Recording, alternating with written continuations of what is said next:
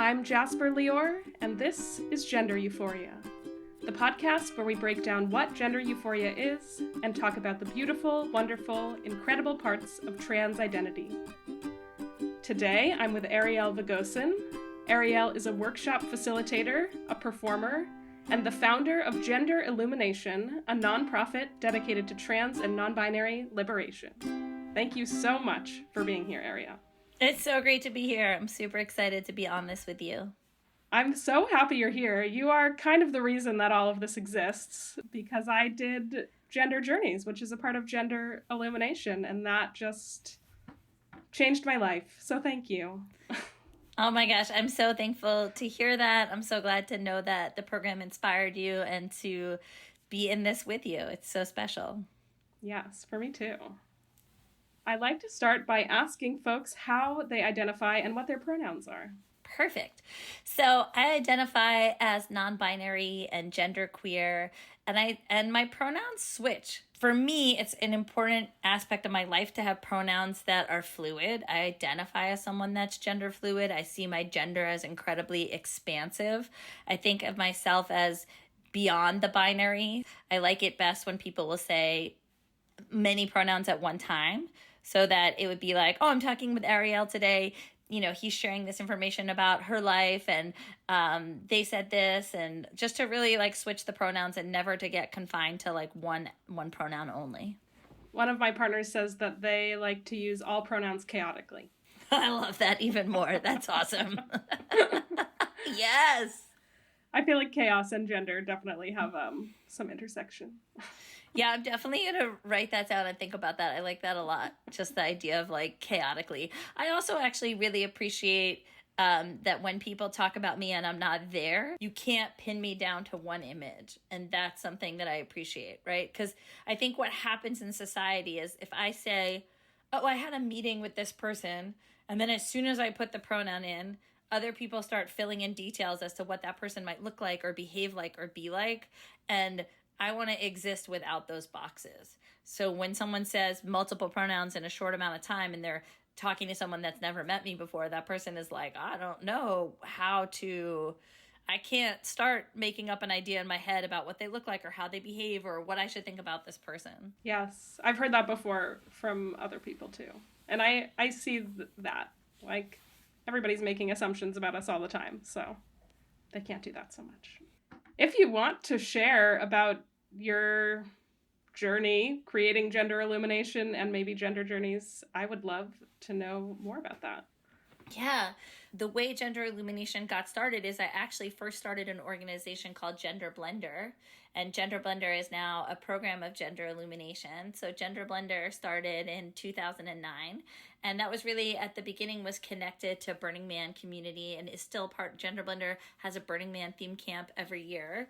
And Gender Blender is this community of people that are exploring gender, that are educating about gender, that identify as trans, non-binary, genderqueer, gender fluid, a space for all kinds of gender. And I started that because Burning Man is a great place to experiment and to figure out, can you do something that could then exist in default world, in the everyday world? And so I started Gender Blender always knowing that I wanted it to be bigger than just this 1 week in the desert. And it was super successful. And it was the beginning of what does it look like to create a real community that trans and non-binary people and people who are expansive can feel safe and can feel comfortable and have the ability to be our true selves. And the creation of Gender Illumination as a nonprofit was really to figure out what is the best programs that can help support us in our community. And one of our foundational programs is the mentorship program, which you were part of, the Gender Journeys mentorship program. I really believe that mentorship helps people be successful in life. So if you don't have community, it's really hard to understand things that are happening internally if there's no outward way to express. And if you're sitting here solo and you're thinking, is there something different about me, or maybe there's something wrong, or something about me needs exploration, you're able to do that exploration stronger and better when you have someone guiding you and helping you and being with you on that exploration. And the mentorship program, as you know, is a cohort style program so that you come together for activities, for workshops, for community fun nights, so that the whole cohort operates together. So it becomes not just like I have one mentor helping me, but actually I have a community of all of these people that can help me, that can build with me, that can grow with me. And the other piece of that is that what is gender in the absence of society, right? Like literally, when I was by myself for most of the pandemic, when we were all isolating and living solo, then what happens? So I think gender is actually, there's a social construct, there's a social agreement that exists around gender. And even our exploration of gender needs to happen in community. And so that's why the Gender Journeys program is so important for me, because it's like, this is our chance and our opportunity to learn and grow together and to see what's possible. And also to acknowledge that since gender is a social construct, it's going to change. It is changing. It has changed. Even what does it mean to be a man? What does it mean to be a woman? These things have changed over time. Our understandings of what these roles are have changed over time. Our understanding of the expansiveness of gender has changed over time. That's why it's a journey, right? There's a lot under the trans umbrella: genderqueer, gender fluid, non-binary. There's so much. And those are just like, I just said a few examples. It's actually thousands of examples. I appreciate when people say there's as much gender as there are people on the planet. And I think that's really true. And I don't think that the way society, the mainstream society, it forces people to act and behave a certain way and implies that this is the only way to be. And we know that that's just not true. That's just not real. So Gender Journeys program is that safe space to explore our identities together in community, and also to have that support system. Because as we step into our full selves, sometimes we are met with enthusiasm, excitement, and love, and sometimes we're met with hatred. And we need our people to have our backs so that when we're met with hatred, we have a community that holds us and supports us. And that's been the goal this whole time of Gender Journeys and Gender Illumination and Gender Blender, is to hold people and build community and create those safer spaces. Yes, to all of that. And I would say that it is very successful. Gender Journeys was, I guess like I came out to myself during COVID, as did a lot of people, because we were out of society and no longer feeling bombarded by societal pressures of what gender is. But also, like, for the first time in my life, I was in an entirely trans space and community, and I did not even realize until the last day that we all met how important and powerful that was, to be able to be in community with only other trans people. And like, that is such a beautiful gift that you give to so many people. And I just wish for all trans, non-binary, gender fluid, genderqueer people that they can experience that too. Yes, thank you. There's something magical that happens when you're in transnormative space. So what you're describing is transnormative space.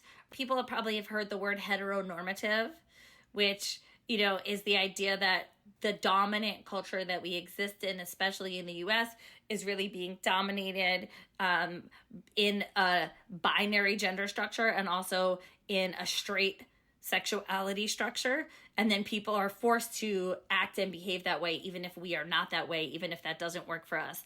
And I actually think that the heteronormative system is harming everyone. If you exist in this world as a straight person or as a cis person and you're in dominant culture, you actually benefit by being in a space that is not centering you. So I think there's actually this magic that happens. One, there's magic that happens when it's like, yes, this is a trans experience that we were having in the Gender Journeys program. I also think, like, let's say we're hosting a workshop and everybody's invited and it's all inclusive and cis and trans people are there together, but the dominant culture is transnormative. I fully believe that cis people gain from that experience as well. Yes, I've never heard the word transnormative. I'm very excited to use it a lot, hopefully. Yes, it's really the idea that what would society look like if it was a transnormative space? What would our world look like? What would it be like? What kind of experience would people have? I think the world would be safer. I think the world would be kinder. I think people would, first of all, I think it would also decrease sexism dramatically. There would be a different understanding of how power works. There would be a different understanding of how humanity works. it would just move differently. Yeah, this is like contextualizing some things I've been thinking about recently because I have a queer business, queer videography, and it is kind of a trans business because the three people who are involved in it are not cis. And people feel really safe on our sets when they work with us. Like, we have an internship program and people really like going through that. And like, cis people, straight people, like everybody feels really safe and supported by our business because it is a safe business. But I think because it is a queer normative business and a queer normative space that we have created, and why it feels so fulfilling to me to be doing this in capitalism is because I am creating queer and trans normativity within capitalism, which feels like amazing. Yes, that is amazing. That's the goal, is to figure out how do we create liberation for all people everywhere. And we know that for everyone to be liberated, everyone has to be liberated, right? Like, it's not like I'm going to get there as a genderqueer person. My liberation is actually bound up with everybody else's liberation. What would the world look like if we prioritize people that are deprioritized? How would that shift? Well, actually, what we see is when you prioritize people that are deprioritized, there is actually more love. There is actually more community. There's actually more abundance for everyone. So all the fear that that people are having that somehow they wouldn't, it's really a fear of belonging, right? It's like people have this fear that if there's more room for gender, that maybe then their own understanding of religion and faith might be pushed out. And it's like, no, everything could exist at one time. You can have your Christianity and people can be trans, and that's okay. And all things can happen at the same time, and it can be fine. And if you prioritize trans people, you're going to make the world safer for everybody, including right-wing Christians, even if they don't understand that. I think I'm going to have to put that on a t-shirt. You can have your Christianity and people can be trans. Let's get into some gender euphoria. Let's do it. If you're ready. I'm ready. What does gender euphoria mean to you? To me, it means this feeling and the sensation of being in enthusiasm, excitement, and at peace with who I am. And in the joy of who I am. And in the joy of what's possible. And when I think of gender euphoria beyond myself, and when it comes to like gender euphoria as a concept, I think of it as beauty, I think of it as joy, and I think of it as this radical, beautiful space of amazement. Are there any feelings that you associate with gender euphoria? Yeah, I associate feeling really good in my body, feeling confident, feeling like my full self, feeling safe, feeling happy, and feeling content, feeling good, and ecstatic, and joyous. If you could like put a percentage on it, what would you say? Like, what percentage are you feeling gender euphoria versus not? And it doesn't have to be dysphoria, but just like yes versus no. I lean into gender euphoria for sure. I definitely, and by the way, I think gender euphoria, I think it takes work to get to gender euphoria, because I actually think, first of all, dysphoria, it's hard to know. It's something I think about often is dysphoria an experience we have that's the brain and a brain chemical experience, and that it would exist whether we were by ourselves on a deserted island? Or is it actually like we have dysphoria because society is so harsh and so harmful and so messed up? And there's no real way to know, because there just is no answer, because we don't exist in a world like that, right? There's never been a full experiment of what does it look like to have society without the plague of all of the isms of oppression. We just have no idea what that looks like, and we can't know what that looks like because our epigenetics are actually connected, our DNA is actually connected to our ancestors who lived through immense harm. So there is no way to know, where does dysphoria actually come from? Does it come from something that we're born with, that's biological, or is it actually like, no, dysphoria comes because society demands of us a certain expectation? And in my experience, I actually think most of the times that I have felt uncomfortable in my body are because of society and the words that society have told me. And I feel like what I do is I teach workshops on self-love. And I think the more we are in self-love, the more gender euphoria we will have. Because the more we are confident in ourselves, the more we see ourselves as who we are, as beautiful, amazing, wonderful human beings. Because I actually think that if I was given messages early on that created gender euphoria, I'd have more gender euphoria. I think the dysphoria exists in me because of messages, negative messages and harmful messages that society has told me. Expectations for what I should look like, shouldn't look like. And I think, people, if you're talking to a mainstream population of people, if you don't understand what gender dysphoria is, I think everyone has had some experience of not liking their body at some point. And I think that not liking our bodies comes because look at what we're told every day from media. Look at these images that are being pumped out. And a lot of these images are photoshopped images. Nobody looks like that, right? Or people who have actually harmed themselves physically to get that standard of beauty. If we were told from an early childhood the opposite of what we've been told right now, we would still believe that. It's what's ingrained in us. So to me, the dysphoric experience is deeply connected to what society has told me gender should look like. And my euphoric experience is coming from myself. My euphoric experience is that I've reclaimed my body. I've reclaimed my understanding of myself. And I love myself completely. And that is the radical experience that creates gender euphoria. Self-love is an ongoing practice. You have to commit to it and wake up every day and live into it, because there's a lot of hate that'll still get thrown at us, especially as trans and non-binary and genderqueer and anyone under that umbrella. So how do we respond to that hate? We have to respond with self-love. We have to respond with gender euphoria. That's the journey I'm on.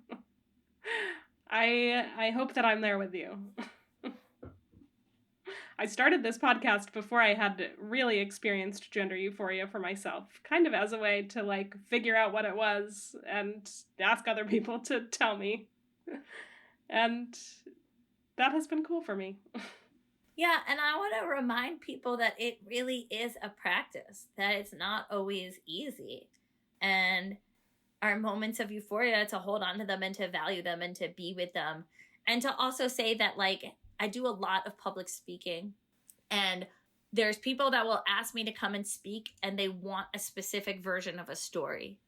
They want the dysphoria and the hardship, and they want the, what I call the bleeding, right? They want this negative, dark experience. And I'm like, that's not the full story. And why do we always have to be in pain? Why can't you see trans people in joy? So I think depicting trans people as always dysphoric keeps trans people as always dysphoric. And I think it's actually really important that we see our joy, that we see our euphoria, and that those become the stories.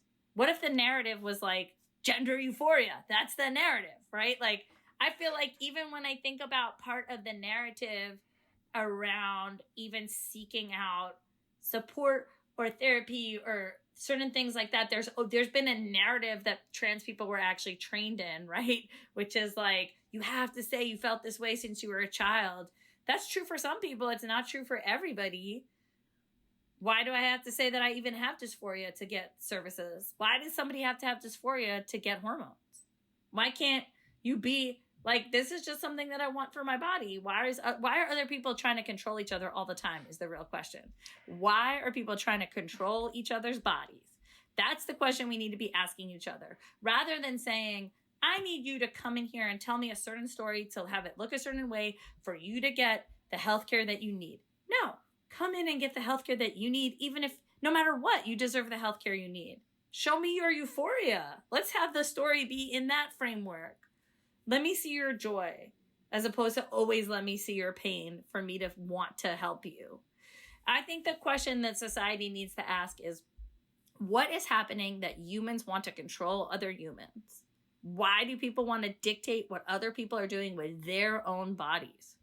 Because I think that's one of the greatest ills of our culture and our society, is that we want to dominate and control each other and punish each other if it doesn't look how we want, right? So I sometimes think that the reason you have people that are afraid when they're watching trans people thrive. I think they have fear because they know the damage that they've caused and the control that they've demanded of other people. So they're afraid, is someone going to ask me to do something different with my body? No, we're not. We just want to claim our own bodies. Stop trying to control us. Right? That's it. We're not trying to control you. Stop trying to control us. A world without patriarchy would be amazing. Yes, exactly. And I'm ready for it and here for it. And that sentiment is why I wanted Gender Euphoria to be the podcast, because there is too much hatred, and that, we're manifesting our own destiny with that. Let's manifest joy and euphoria. Yes, and I want to be in our joy, and I want to see trans joy everywhere. I want to see it in the media. I want to see it all over. Like, I want to see this become the normative experience, is gender euphoria. What is a moment of gender euphoria that stands out in your life? Oh my gosh, I actually have a lot. So I think one really amazing gender euphoric moment that I want to share is that I got to be part of the Queen pageant, which is neither king nor queen, but queen. And I got to do this amazing 10-minute performance piece that was just, it was very an authentic piece, right? Like, there's sometimes when I perform, I'm putting on something, like I am performing something that I am not, right? That's part of being a performer, is like, if you're, there's these moments where you're like acting is something that you are not, but then there are performances where you're like, this is my actual life. And to me, those performances feel more like ritual. And I got to be multiple genders on stage and be wildly creative in my music and run through having like many different outfits in a very short amount of time. And I had this really awesome, beautiful mustache, and I felt really good in my mustache. I just felt really positive in showing who I am on stage to everybody and being seen in it. And I got second runner up, so that felt really good too. That my euphoria was it was really seen, so that was great. I love that. Is there a video of that exists? There is a video. I gotta figure out what. So yes, I'm sure there is a video. I know video was taken. I know there was like a video of the whole thing. This is like something that's really true and really funny about me, is there's so many performances that I do and so many workshops that I teach and so many rituals that I've led. And people are always like, where's the video? And I'm like, great question. I need someone to document my life better. Well, I have a queer production company called Queer Videography. Yes. It's a transnormative company.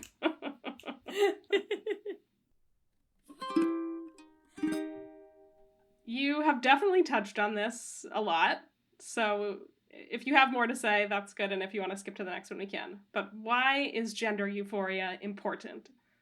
Yeah, I definitely feel like I have touched on it a lot, but I really do think that gender euphoria, the core of why it's important, is because this is what liberation and revolution looks like, and being in our joy is incredibly important, and people seeing that we have joy is really important, and knowing that we deserve joy is really important.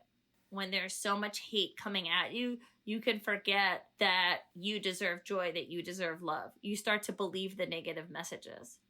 The internalization of negativity, the internalization of false messaging, that's the most damaging. The most damaging is when people start believing that they're less than. We're not less than. We're brilliant. Trans people, non-binary people, genderqueer people, gender fluid people are beautiful, talented, deserving. We deserve love. We deserve everything. We deserve our success. We deserve to thrive. We deserve our joy. We deserve our euphoria. Yes. I think people will feel that from this episode. Yeah, and that's part of the work I do, is I both facilitate workshops and I also do individual coaching. And part of my work when I do this individual coaching, it's giving people the tools and the resources to harness their own gender euphoria and to harness their own confidence, to harness their own self-love, to build up who they are as a person. Amazing. I'm sure you're great at that. I'm feeling coached right now. Yes. What is something that is seeing your gender right now? A person, a color, some art, piece of music, anything. Yes. Okay, something that is seeing my gender. Ooh, I love this question. What am I reflected in? This is a great question because we don't always see our, right? It's like the mainstream media is not showing me my gender reflection. I see it in my community. I see the reflection of myself in other people that identify as genderqueer or trans. I see it every time I meet someone who is undefinable. When I meet somebody and it's like, you cannot put this person in a box, I have no idea. I'm gonna have to ask them how they experience themselves. That is my favorite gender. I like to imagine that that's what I am giving off all times. And when I see that reflected to me, I feel seen. I think that you would like it in Salem, Massachusetts, where I am. There are a lot of undefined folks walking the streets all the time. Yes. I need to come and visit. That would be so wonderful. What do you love about being you? Oh, I love that I am creative. I love that I have a queer lens on the world, that I experience everything from a queer perspective, that just I see things in the expansiveness. There's a real sense of limitlessness and a real sense of adventure. I like to say yes. I like to experience and explore and be in a state of adventure and in a state of exploration, and to try something new as often as possible and to do the unusual. What do you love about being gender expansive? I love the freedom. I love the play. I think it's very playful. I don't feel like I am in a box. I feel like I can move my body and move my soul and my energy and be playful and be exploratory and be in joy. There's really a sense of, it's deep freedom. Those are all my questions. Besides plugging yourself on the internet, which I'd love for you to do. Great. I can plug myself on the internet. So the Gender Illumination website is www.genderillumination.com, and we spell illumination ILLUMINATION, Gender Illumination. So genderillumination.com is the best way to see the work of Gender Illumination, to see all the programs that we offer. It's the best way for someone to sign up for a program. It's also, you can contact me through the website. You can easily find my email there and contact me that way. And the other thing that I will promote, which is also my other website, which is shinediversity.com. If you look at Shine Diversity, you could see the specific work I do around inclusion, justice, equity, diversity, and inclusion work. I facilitate workshops and also offer coaching as well as consulting. So that's another way people can find me, either genderillumination.com or shinediversity.com. Thank you so much, Ariel. You are the reason this exists. So cool that you're here. Thank you for changing my life and infinity other people, I'm sure. You're amazing. Thank you. You're amazing, and I'm so thankful that this exists and that we could see the outcomes of Gender Journeys program. And I just want to encourage other people to join the mentorship program. And Gender Illumination is also always offering workshops. We just had Miha teach a decolonization workshop, and that was really powerful. And we're trying to increase the amount of workshops we offer. So this is something that people can always join us and be part of as well. And I really appreciate this podcast and all the work you're doing. And I'm so thankful for you. Thank you. Yeah, I would recommend to anybody listening, if you have any feelings about gender in any direction, look into Gender Journeys, reach out to Ariel. There is a lot of community and support that is available to you. Gender Euphoria, the Trans Joy podcast, is a queer videography production. Produced by Alana Capra, edited by Chris Bisson. If you or somebody you love needs to talk to someone about gender, visit thetrevorproject.org.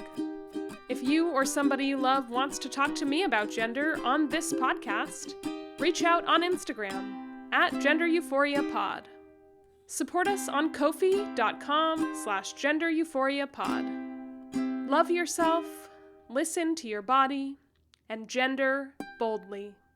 Apple trees and honeybees, the ocean breeze, a really good sneeze. There's gender queer and gender fuck, non-binary and ladies who tuck. There's trans man, thank you ma'am, the girls, the gays, the theys, going out for a swim in a sea of manta rays. We're all eating to poop and pooping to eat in whatever bathroom I take a seat. And we're all just humans, homos looking for love. We're all just humans, except the cats and aliens.